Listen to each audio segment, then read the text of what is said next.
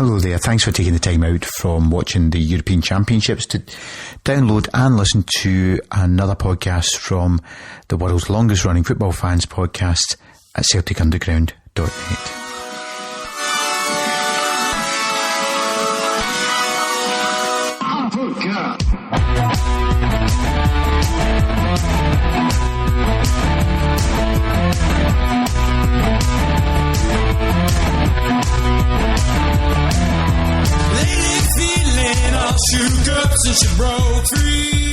Peter Lawwell may well be sunning himself on holiday, and the players may well be playing rounds of golf and sitting by the pool in the last week to 10 days of their break before return to Lennoxtown. But here at celticanderground.net, our podcast never sleeps. There may be international football on the television, but we thought it appropriate to have a look at some of the wider issues affecting football fans in Scotland. And regular listeners on here will know that it's a particular thing of mine, the lack of customer service that we football fans get when we go to games, and just the way that we are treated very differently from any other leisure industry out there.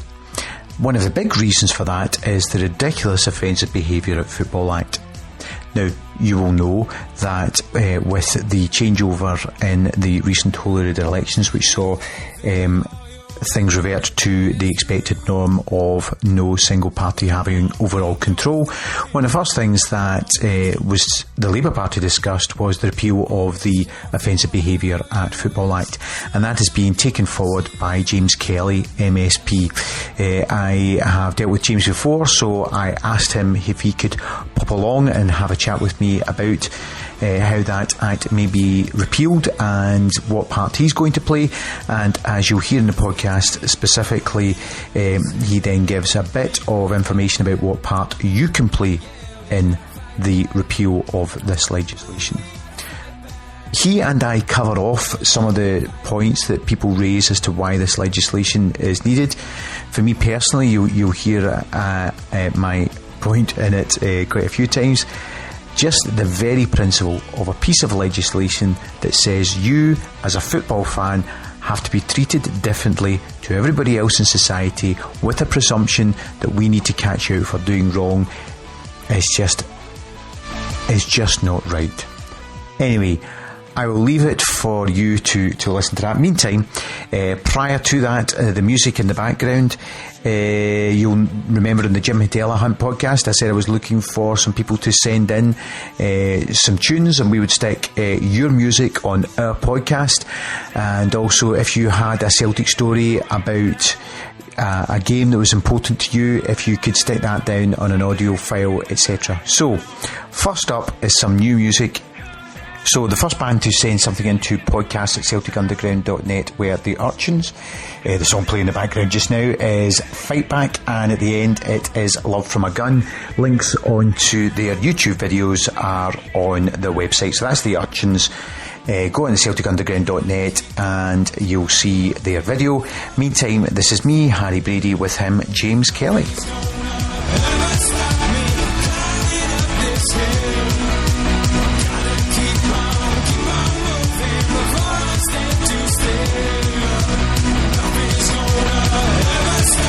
So I'm joined now by Mr. James Kelly MSP. So before I start, do you want to introduce yourself, explain where you cover as an MSP, what your constituency is? Okay, I'm one of the Labour list MSPs covering the Glasgow region. Up until the recent election, I was a constituency member for Rutherglen. I lost that seat of the election, but I was elected on the Glasgow list, and that covers the whole of Glasgow, plus Rutherglen, which actually sits in South Lanarkshire, but for parliamentary purposes sits in the Glasgow list region. So I represent all the constituencies throughout Glasgow, and people are able to contact me with general constituency issues or wider political issues. Before I go on, one of my interesting pieces of information I know about football in Rutherglen and the like is that Clyde missed out on the Intercity Fairs Cup in 1967 because the Intercity Fares Cup was competed between cities, and 2/3 of Shawfield Stadium was in the city of Glasgow and a third was in Rutherglen. So UEFA decided that Glasgow already had Celtic and Rangers, so they needed to go for somebody else from. And so Clyde should have qualified for the Intercity Fares Cup in '67 and never did, because they were 2/3 Glasgow and a third Rutherglen. I don't know that. How unfair that is. That is one of the things about it, that the boundary does run right through sort of Shawfield, which is no longer Clyde's ground, but the Greyhound track's still there. Okay, before we get going, I need to set out your credentials as a football fan and not one of these plastic politicians who's just jumping on a bandwagon. As if Labour in Scotland would jump on any bandwagon. What was your first football game and who was your first hero? My first football game was Celtic versus Morton. It was in April 1969, one day after the 1969 Scottish Cup final. I was only 5 at the time. I remember great excitement getting taken, myself and my second youngest brother at the time, getting taken along to Celtic Park. It was quite a bizarre game, and I've since looked back at it, to read the report.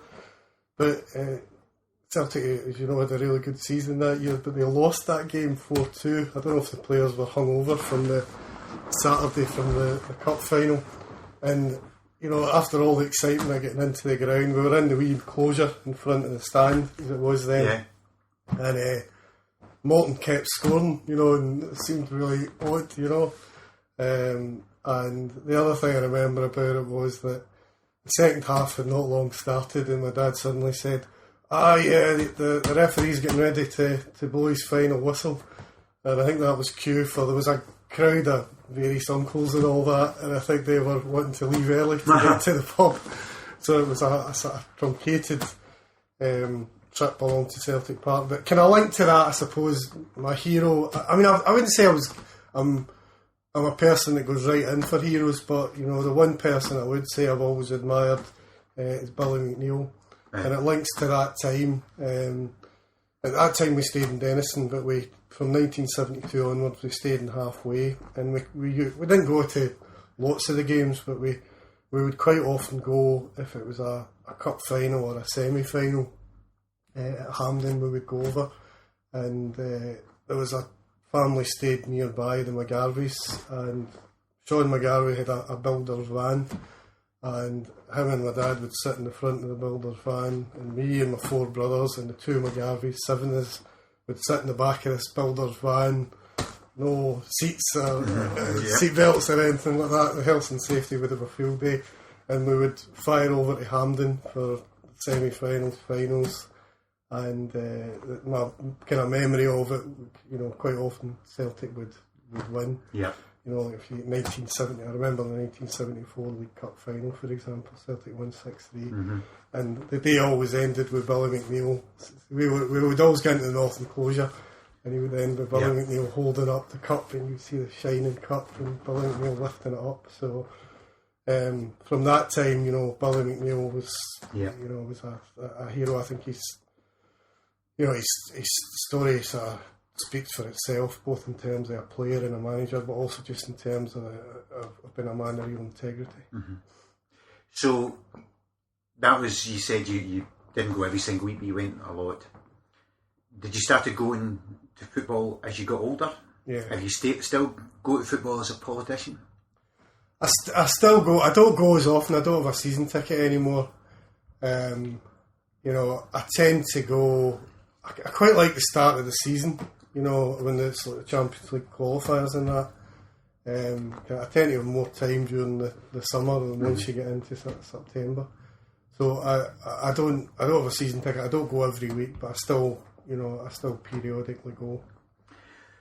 I'll get back to specifically where I asked that question in a wee minute, but we're here to principally discuss the Offensive Behaviour at Football Act, and you've been the politician with the highest profile who has stood against the Offensive Behaviour at Football Act, and obviously with the SNP losing their majority in the Parliament, one of the first things that came out was you saying, we will take this opportunity to repeal this Act. So first and foremost, What's wrong with the Act, in your eyes? I think it's interesting to actually go back to 2011 and look at the debate and the discussion that took place then. I was heavily involved in that at that time. I led for Labour in terms of the opposition. And if you look at, never mind what the politicians were saying, but if you look at what some of the independent experts, the human rights organisations, the fans groups were saying, people were saying that it was vague, it was contradictory, it was illiberal, it would lead to a lot of confusion. There was a lack of clarity, and all those things, have come to fruition with it. I think you just need to look at the latest set of statistics that were published on Friday. The Scottish Government made great play of the fact that there had been a 50% increase in charges. 294 people had been charged.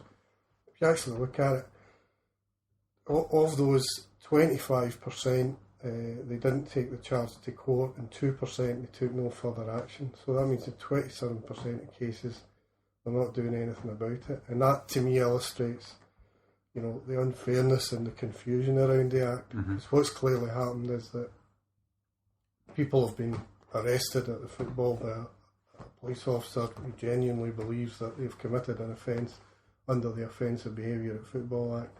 But when it's come to the prosecutors, they've looked at the detail of the evidence around it and thought, that's not going to stand up in court. So to me, the Act's all the things that were said about it in 2011 have unfortunately shown to be true.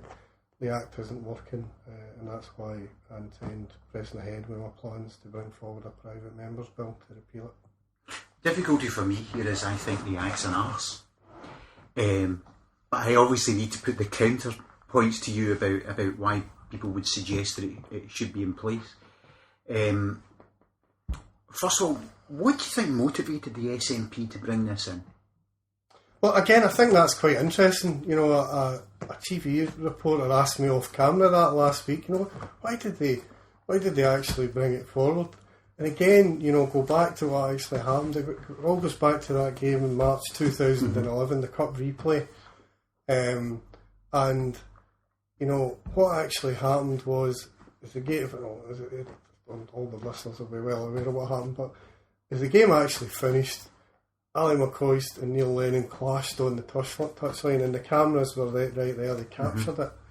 And that became the story in the aftermath of that game. That was the image that was transferred all over the country. And it became a kind of byword for, this is a disgrace, and it was said, this is sectarianism. There's two coaches faced up. Two people having a fallout. Yeah. Where nobody knew what was said. That's right. I still don't know what was said.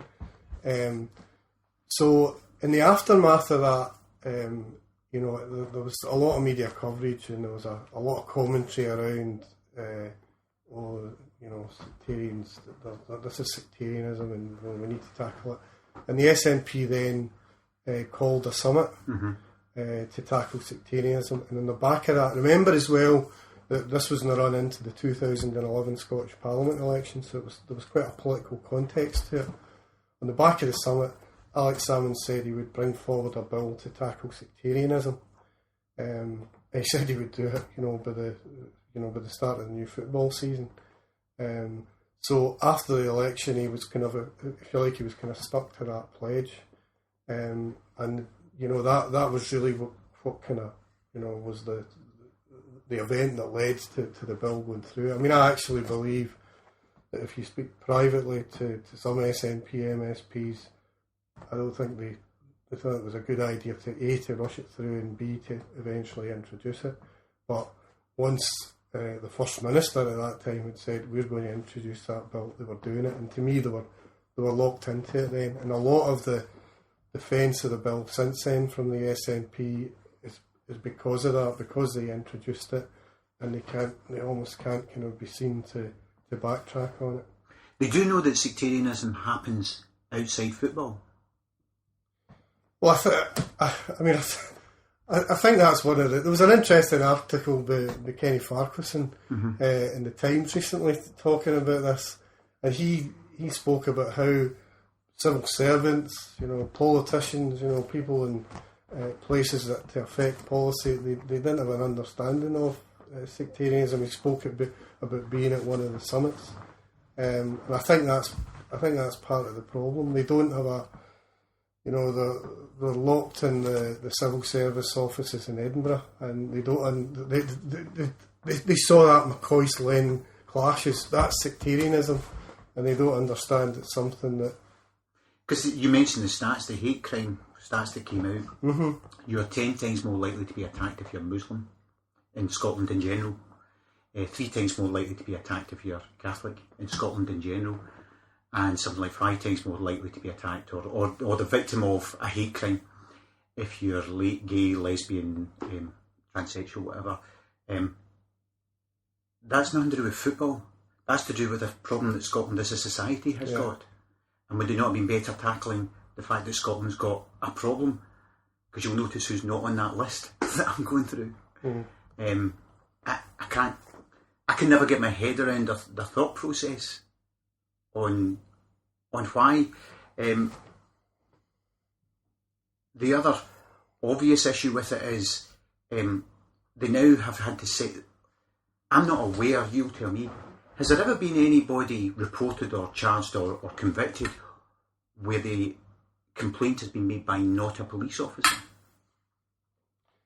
From my knowledge of the statistics and the process, no, I'm not aware of that. So the only people who are ever offended are police officers? Well, I think that's one of the other issues, that there's this unit being set up, specifically to, observe, monitor activity around football. So in addition to the Act, at a time when there's been cuts in public services, cuts in police support staff, we set up this unit which, effectively kind of targets football supporters. And, you could say that the success of that unit is reliant on trying to get a significant number of charges. And what that has then done is it's, as well as the issue of police officers judging as to what is offensive behaviour, I think it's led to a lot more friction between police and fans than there was previously. So, if you're not going to have an Offensive Behaviour at Football Act, and we'll go through the mechanism of how it might be repealed, if you're not going to have an Offensive Behaviour at Football Act, the counter-argument would be, well, then you are passively accepting sectarian chanting and sectarian abuse that happens and goes on in Scotland around football. How do you counter that argument?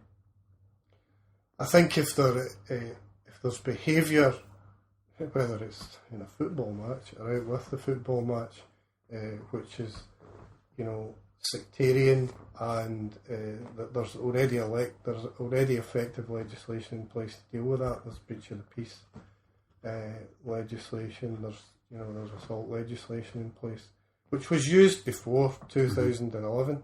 So there's already legislation in place to deal with this. We don't need a law which effectively focuses on football and creates more confusion, creates more friction, which isn't working.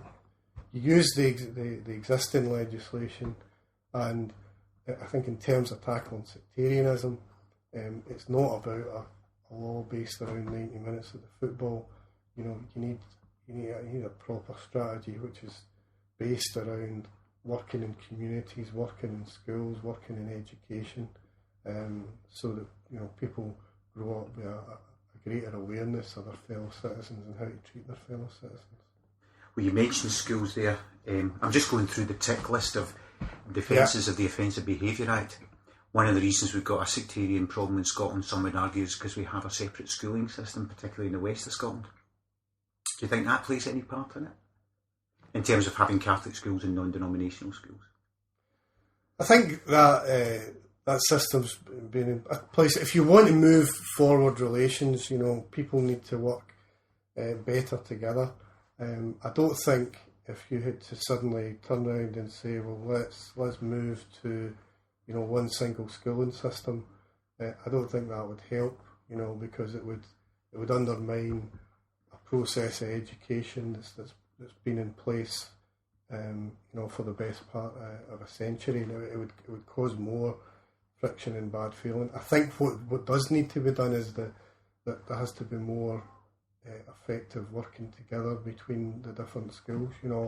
As an example, when I spoke earlier about growing up in Halfway, when I went to school in Halfway, the two schools were right, and still are right next to each other, St Cadoc's and Cairns Primary, and there was no, there was just no interaction. Everybody went to school, and there wasn't really, to be honest, I don't remember any great friction or anything like that, but there was absolutely no interaction. And there's a Project Sense over sectarianism that does great work, with schools in different communities. And before the election, it was a great delight to me. They had worked with St Cadoc's and Cairns, when I grew up, and I went back to St Cadoc's, my local school, and it was great to see how the kids had come together. They'd worked together in projects. They'd learned about sectarianism, how to tackle sectarianism, and I think we need to see a lot more of that. I think simply to wipe out, a section of the schooling that one of the community has become used to and sees as part of their tradition would not help the problem. The other thing that was then raised in May, obviously all happening quite shortly after one another, was the trouble at the Scottish Cup final between Rangers and Hibs. And the SNP again stood up and said, see, this proves the need for the Offensive Behaviour of Football Act. So how would you counter that argument that you, at the very time you're trying to minimise legislation on these dirty down market football fans who need to be treated as a third class citizen, you are trying to raise these people to the same standards as the rest of society? How do you respond to that charge of trying to treat football fans like normal human beings? And get rid of the Offensive Behaviour of Football Act, and that cause a problem. That would cause a problem for the likes of the trouble with the Rangers Hibs game. Yeah, well, I mean, obviously the SNP just did, jump on that. Again, it was the TV scenes, thousands of people on the park, and people were watching it on their TV, and the SNP were saying, oh, we really need this Offensive Behaviour at Football Act because it'll deal with all that. But I mean, if you actually look at it, how many people have ended up, I think there's some more charges last week, but there's not that many people who have actually ended up being charged. And how many of them are charged under the Offensive Behaviour at Football Act? They'll be charged to do with assault. Well, interestingly, on the first tranche, I think it was about 11 or 12 charges. 3 were charged under the Offensive Behaviour at Football Act. I had said publicly at the time, none of these, this isn't relevant. Anybody charged will be charged under breach of the peace. But it was really interesting that they managed to find 3 people that were charged under Offensive Behaviour at Football. And I don't understand that, pitch invasions and people coming on in an unruly manner have been happening for years at football. They don't happen all that regularly, thankfully. The cup final was an exceptional incident. But people who do come over the fence and commit some sort of unacceptable behaviour are charged either under breach of the peace or if they assault. How will the French cope? They'll not be able to charge a single Russian or English fan because they don't have the Offensive Behaviour of Football Act. I know. I mean, the utter nonsense of it. I know that did strike me at the weekend.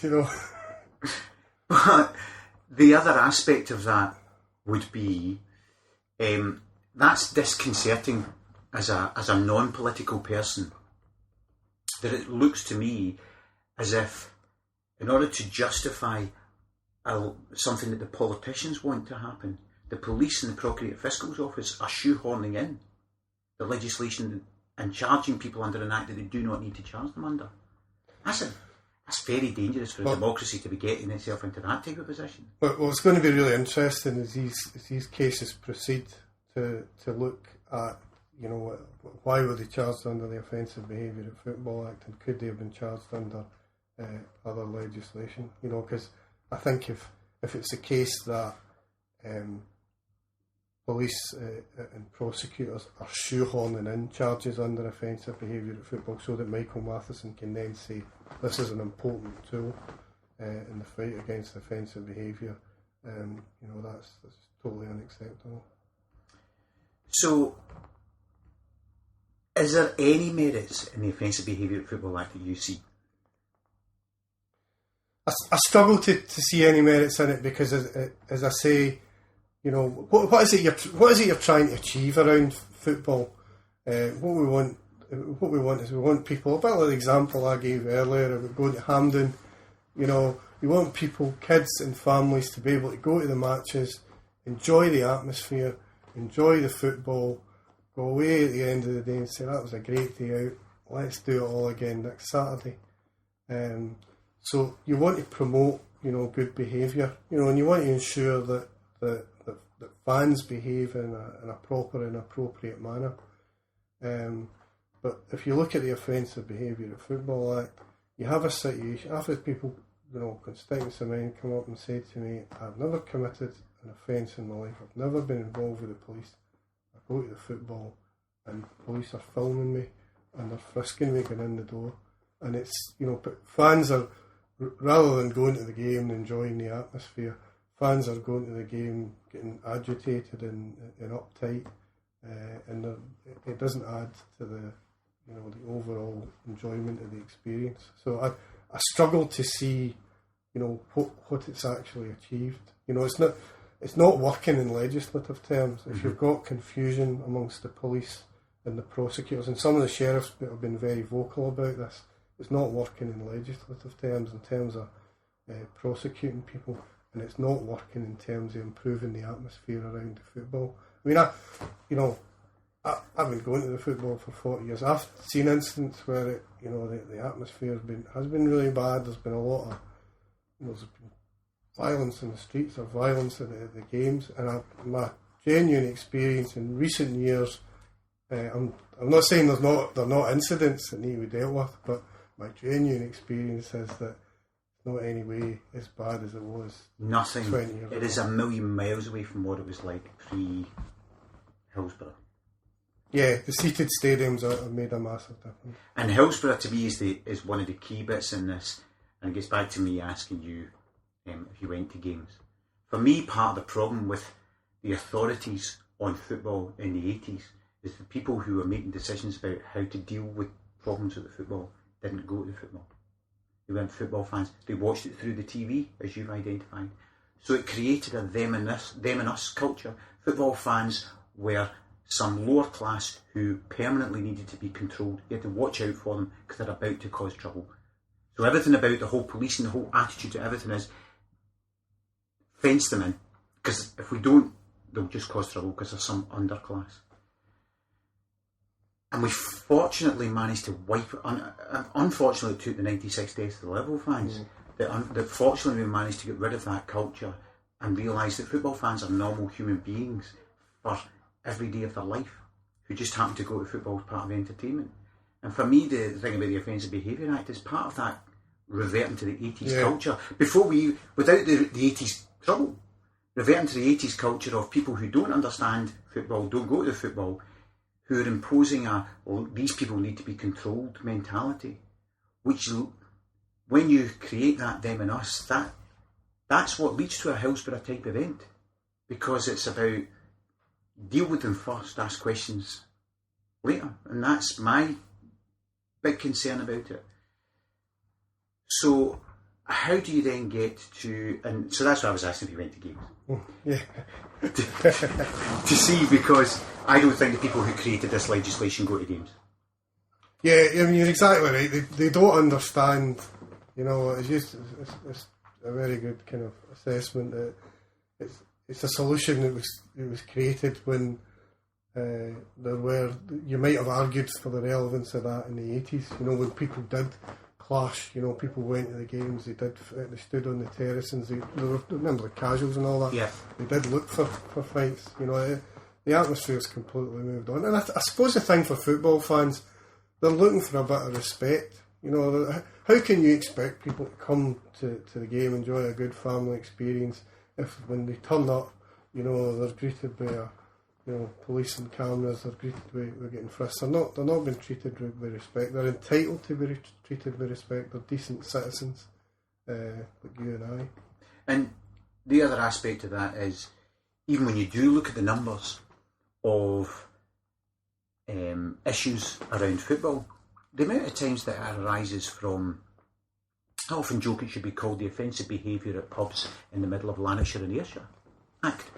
Because actually that's where the bulk of the problem is. It's in pubs where people are drinking too much, where a Rangers pub and a Celtic pub in some small town are across the road from each other, and the people come out and have a fight in the street and then go back in the pub. That seems to be... I was at that, the infamous Shane game, and I always go on about the fact that I was completely oblivious to the Lennon and McCoist head-to-head. Because what wasn't caught by the camera was El Hadj Diouf wanted to chuck his shirt into the Rangers fans, and the police were shepherding him away, and he was ignoring the police. That was the only thing that I noticed that was going on in the park. It wasn't until I was on my way home and nearly home, and I heard Radio Scotland talking about Rangers players arguing with the referee McCoist and Lennon. I was oblivious to it. And I would say the majority of people on the ground were oblivious to it. Which means it was a TV event. Which means it wasn't about football grounds. I've never understood. That's what demonstrated to me it was the legislation done by somebody who doesn't go to the football. Certainly somebody wasn't at that game. And I think also the interesting thing is that if you look again, the football's changed, particularly in the last 20 years, and that a lot more of it is TV based. If you analyse, there's not been so many Old Firm games, obviously, of recent times, but if you go back to when they were playing regularly, there would be very few arrests at the actual game. Mm-hmm. There would be more arrests. The games start at 12:30, to minimise any trouble, but people would tend to go to the pub, they would drink all day. Any of the kind of arrests or violence would tend to take place, later at night, and in towns and villages, miles away from where the original games were. And they trot out things like the unfortunate domestic abuse statistics and the increase in them. And I've never been able to find if somebody has analysed domestic abuse statistics around Scotland games or other events. Because for me, unfortunately, someone who's a wife beater is a wife beater. They're not a football fan who beats their wife, they're a wife beater. And the trigger mechanism is too much alcohol or an emotional event in their life, and probably the alcohol and the emotional event occurring at the same time being the football. It's the problem. And should we not as a society be trying to tackle the misuse of alcohol and domestic abuse problems rather than... It seems to me as a let's package up a number of social problems that the country's got, lay that package at the door of football, and then we can blame somebody else instead of having to properly tackle it. Because if sectarianism's an issue, it's an issue in society. If domestic abuse is an issue, it's an issue with society. If alcohol's a problem, it's a problem with society. It's not football's just the manifestation of where it occurs. It's not football's fault. Football's just where it happens. And as politicians, shouldn't the SNP's job be tackling sectarianism in the wider part of Scotland, alcohol abuse in the wider part of Scotland, and domestic abuse in the wider part of Scotland, and offensive and behaviour and online offensive behaviour in the wider part of Scotland, and not trying to package it up and put it at the door of football? I think ultimately the job of any government is to tackle the issues and to try and promote and produce a better society.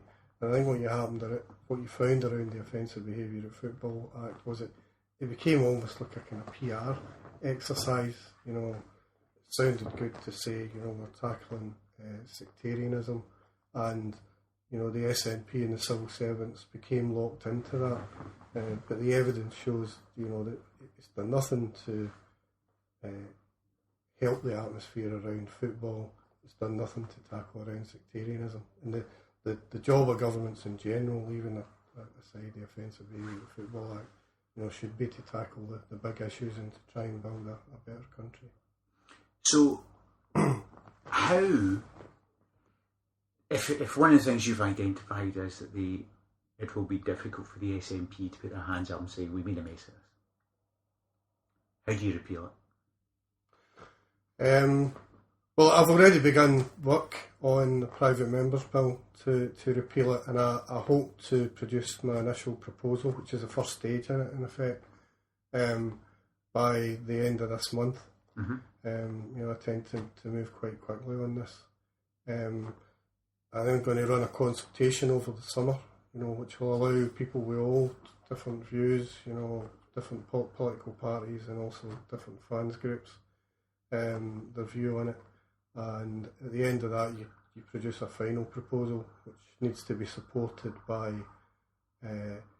3 parties in Parliament and 18 MSPs in order to then get the right to introduce a bill, which I would hope to then go on and do early next year. Essentially, as a result of the election, there's now 65 opposition MSPs and 63 SNP MSPs. Mm-hmm. Certainly, during this process, I'll be looking to get the support of as many MSPs as possible, including SNP MSPs. But I'm quite hopeful of getting the support of the Liberals, the Greens and the Conservatives, mm-hmm. which would get me to 65. So in terms of parliamentary, there's a process to go through, but in terms of parliamentary arithmetic, I need to secure the support of 65 MSPs in order to repeal the Act. Do you think it'll, and you'll know more about how the Parliament works and not, it's not supposed to be confrontational. Do you think you'll get the 65 principally because it's a way of voting down a piece of SNP legislation? Do you think that'll be the motivating factor for a chunk of them, or do you think you'll genuinely get the 65 plus number or the majority number that you need on a consensual, including SNP MSPs? I'll work with everybody in order to try and achieve the 65. It's important that I'm a Labour MSP, but I need the support of the other parties to get this through. So I'll work with other parties, including the SNP, to get this through. It does concern me about the SNP. I'm sure that if you were able to get them all in here privately and they were to talk to you openly, there'll be a number within that 63 SNP group who, are not supportive of the Offensive Behaviour at Football Act. But the SNP run their operation, with a kind of... They seem very disciplined. Yeah, and it might be difficult to see anyone kind of break away from that group. But I'll certainly be appealing to people, and I'll be making the case on the basis that I don't think the legislation's worked, and that we need to look at other solutions to tackle sectarianism. So, and the reason I'm asking that is simply because, getting back to they seem very disciplined, they just seem a party who, I'm trying to be apolitical here, their strategy appears to be to do nothing that rocks the boat. That seems to have been their strategy for the past, as an outsider looking in, for the past 6 or 7 years. Don't rock the boat, we might get independence. That's what it looks like as an outsider. So don't do anything too extreme. But as a consequence of that, it just seems very difficult that you'll get the 4 or 5 rebels that you might need to counter 1 or 2 people on the opposition side of things who like the Offensive Behaviour Act. Yeah, it's going to be very tight. It's going to be a big job. To try and it's a massive job to try and get. There's 65 opposition MSPs, and I need every single one of them. And don't forget, I need every single one of them to be fit and able and able to vote in Parliament. Yeah, not if the flu, not if the on that day. So there's a lot at stake, and the recent history of the SNP. Just look at the EU referendum. We've seen, if you look at Labour and Conservative, there are different voices for Remain and Leave, and for the SNP, over 100 parliamentarians, and not one of them. They're all solidly for Remain, and to be honest, I find that you must know privately that they're not all. You must know privately there's at least one sitting there who's. You don't need to name his name or her name, but you must know there must be some of them sitting there going, "I wish I didn't have to do this." Yeah, I just can't believe that over 100 of them are solidly for Remain. It's such a big issue, which is dividing the country. Mm-hmm. And similarly, on the Offensive Behaviour at Football Act, I can't believe that all 63 are in favour of it remaining in place. And that'll be my job to try and, as you say, get a few on board, to counter any slippage on the other side. One of the things you mentioned, or that I've seen mentioned, was Matheson, the SNP guy. Is Michael Matheson? Michael Matheson saying that he thought it was a waste of parliamentary time when there's so many other things affecting the country to put this legislation through. Your point about you need 3 parties and 18 MSPs, is that all you need to be able to get it running and happening? Yeah. So they've got to give you the time? Well, there's it'll then, if I get that and I get the bill up for consideration, there's a process to manage it. In the Justice Committee, I've got a job to do in taking the evidence and assessing the bill.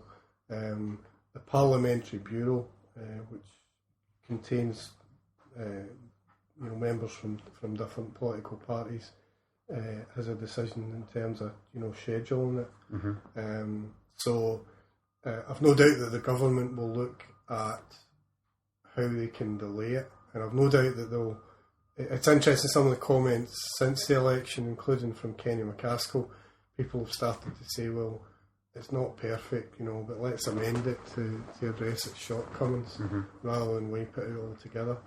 And I've no doubt that a combination of trying to delaying tactics and also bringing forward amendments, dressing them up as making the bill better and tackling sectarianism. Yeah, there'll be all that to play for. So there's a big job for me.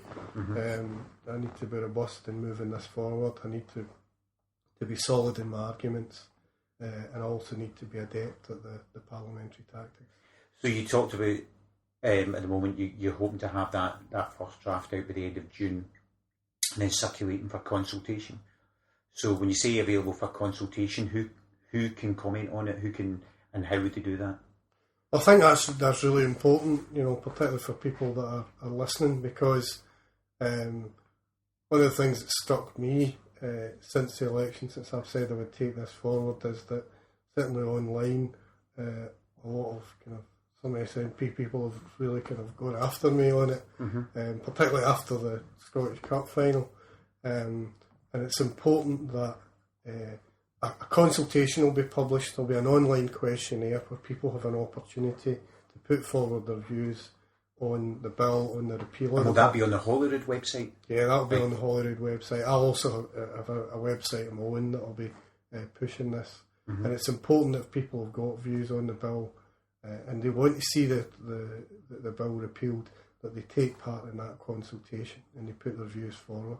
In addition to, so that's online, that'll be easily available. You're on Twitter, aren't you? I am indeed. Do you know your Twitter address? It's James K Lab. James K. I'm just thinking, if people followed you, you'll be saying when it's. You'll be able to, so if they follow you on that, and you're on Facebook as well. Yeah. Do you know what you are on Facebook? I can't remember the Facebook address. I'm sure if they search for James Kelly Labour Facebook, they'll come up with it. Yeah. But if they and obviously if they just look for you, James Kelly MSP, I'm sure they'll be able to find, to make sure that they keep contact, to be aware of. I mean, obviously I will put stuff up when that consultation process begins, because one of the worst things people can be guilty of doing is howling at the moon, complaining online at Twitter and talking to lots of people in 140 characters about how things aren't good, and not actually doing where it matters, which is that consultation process. Yeah, I mean, it's important. I mean, my experience is there's a lot of opposition to this bill, not just amongst football supporters, but human rights groups and other independent experts. But it's important that opposition makes its voice heard during this consultation process, because other people who would prefer to see the bill in place will no doubt use the consultation process to argue for that. How long does that consultation process take? That's going to take place over 12 weeks, so right. If I launch this at the end of June, it will run July, August and September. So people have the opportunity during that 12 weeks to make their views known. The other thing to say is that I'll run a number of public events during that 12 weeks, you know, to publicise the consultation and also to give people the opportunity to bring their views forward. I suppose from your perspective, the really important thing, because my perception from speaking to football fans of other teams, there's a bit of a concept that this is a Celtic Rangers thing. It doesn't really affect them. And the challenge you've got, as someone who grew up in the 80s going to watch football, I find any piece of legislation that says you football fans are different from everybody else utterly repulsive. I mean, I'd love to get a podcast with Michael Matheson sitting down and telling me he's a diddy. Or not him, Kenny McCaskill's a diddy and an idiot. And I can't understand how anybody with half a brain cell could even think the concept of the Offensive Behaviour in Football Act is a good idea. The thing now, so talk about South Lanarkshire. Trains go to Edinburgh through Cambuslang Station, and trains go to Dalmarnock through Cambuslang Station. I can stand on the same day, I could stand on one side of Cambuslang Station wearing clothes and singing a song and get arrested, and stand on the other side of Cambuslang Station wearing exactly the same stuff and not get arrested. That's bonkers. Anybody who thinks that's a good idea is bonkers. I'd love to get them in here and have a chat with them and ask them how they think it's got any merit whatsoever. But there's a perception that that's because I'm a Celtic fan and it's my fault.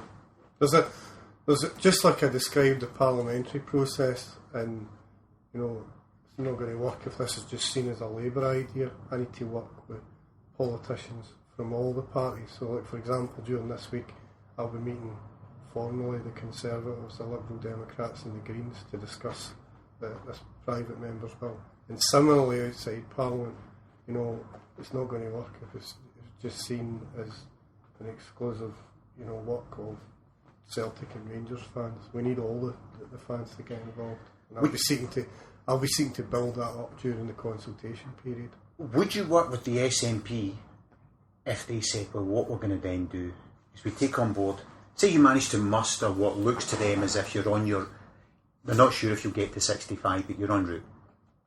And it will certainly be a debate, and they don't want to lose anything in Parliament. If they then sat down and said, right, James, I'll tell you what we're going to do. We are happy to have a root and branch reform, but we're keeping the principle of this Act. Would you work with them on that? Or would you say, no, the Act is so bad, it's chucked out the window? I'm quite prepared to, you know, discuss, you know, other issues around this, how you tackle sectarianism. I know Michael Matheson, for example, has introduced strict liability. I'm quite prepared to discuss all of those things, but my bottom line is, you know, I was there when this Act got passed. I know it was a bad idea then. The implementation of it has been a complete mess. It's not worked out at all. So my bottom line is I want to take the Act out, and then quite happy to have discussions about how we deal with some of the other issues to, you know, promote a better atmosphere at football, to tackle sectarianism out in Scotland's communities. But I'm not going to be kind of sidled off. And I'm quite sure there'll be some, as I said earlier, there'll be delaying tactics, and there'll be tactics to try and dress up amendments or initiatives as addressing the bill's shortcomings. But I don't want that bill remaining in place. You know, my objective here is to take it out. Okay. And if you fail, is there any route to go back, or do you just have to leave it and wait for the Act to make a mess of itself and then revisit it? I mean, you can continue to revisit these things, you know. But I mean, what I would say is, you know, the election result was about a surprise. Going into election day, a lot of people thought the SNP were going to get an overall majority, and when it became apparent at 8:30 in the morning that wasn't going to be the case, people then began to look at, you know, what are the issues that potentially the SNP could be under pressure on, and this was one of the first that was highlighted, and I said immediately I would take this bill forward. But you know, so that's what creates the opportunity. If the SNP had an overall majority, you and I probably wouldn't be sitting here. So I need to make the most of that opportunity. I need people who are listening that are opposed to the bill to support me and support the campaign to take the bill. Contact the MSP. Yeah, contact the. They don't need to wait for the consultation. They can start now and say, I believe a consultation's coming up. Here's my opinion.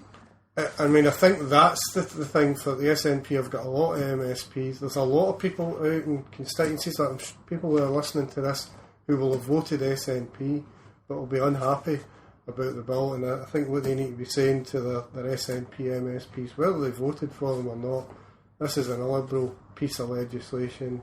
It works against football fans. We want it out, and we want you to support this private members bill. Because one thing politicians understand is when their own voters begin to kind of, email in large numbers, they begin to feel the pressure, and that can sometimes create change. MPs are like football managers.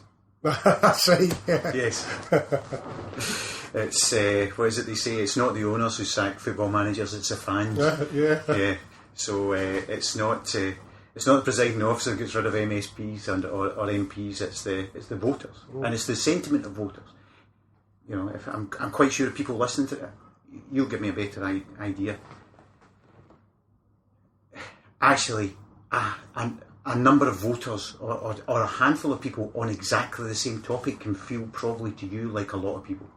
If you, on one topic, suddenly get the only comment you're getting is negative about one topic, your perception is that everybody dislikes that, or everybody's got an issue with it, because that's the only voice you're hearing.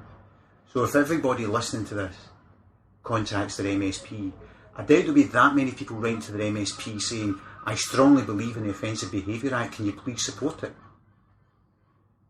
So if everybody listening to this contacts their MSP, there's a greater chance that the MSP might start to listen. That's right. I mean, I keep saying, I need to get 65 votes to get this through.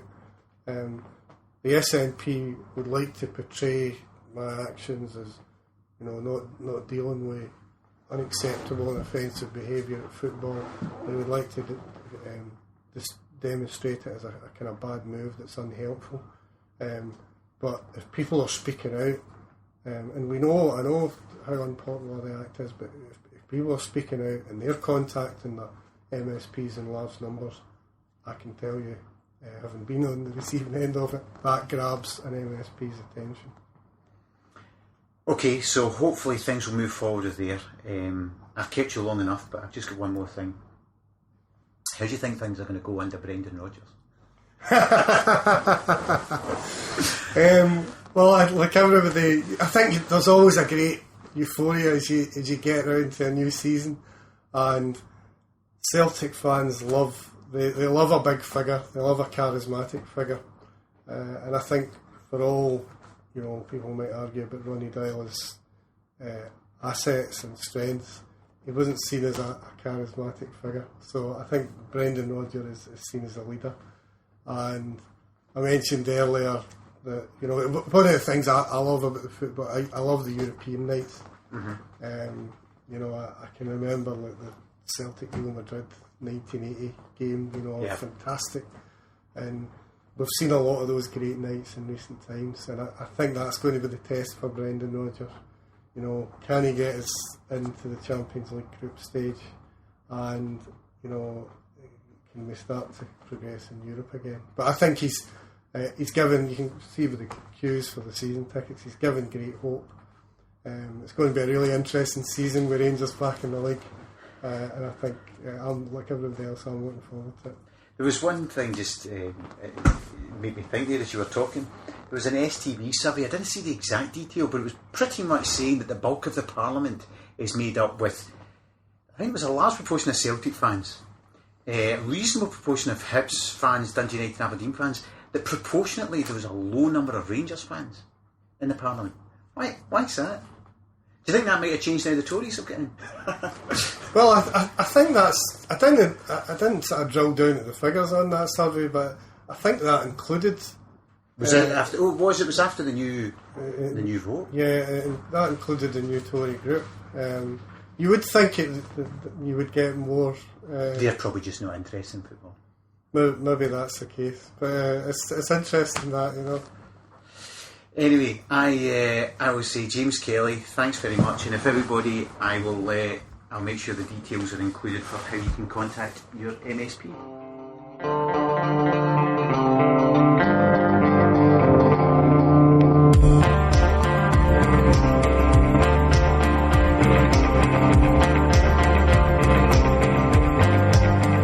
Wipe the sweat, wipe the blood, wipe the tears from me. I hope you enjoyed that podcast, and if you want to take some action in relation to the Offensive Behaviour at Football Act, you can follow James on Twitter. He is at James Kelly Lab. That's James Kelly Lab on Twitter. You can email him at his email address of james.kelly.msp@parliament.scot. So you can do that, or just go on to the Scottish Parliament website, look for your own MSP, and there'll be your constituency MSP and your list MSPs, and contact them directly if you want to put pressure on them to vote and assist James in repealing the Act. Meantime, there'll be more podcasts along soon. St Anthony's got another couple of good interviews coming up. There's plenty of Celtic FC Foundation stuff that you can go online. Today, for example, they just announced a £7,000 contribution to the infamous the famous Glasgow Taxi summer trip down to Troon. Again, more good work from the Celtic Game Foundation. Anyway, we've got fixtures coming out soon, and Champions League draws soon, and St Anthony stuff soon. So that was James Kelly with me, Harry Brady. Playing in the background are the Urchins. This is me, Harry Brady, saying good night and God bless. Good night. She takes me higher and higher till I'm with her style.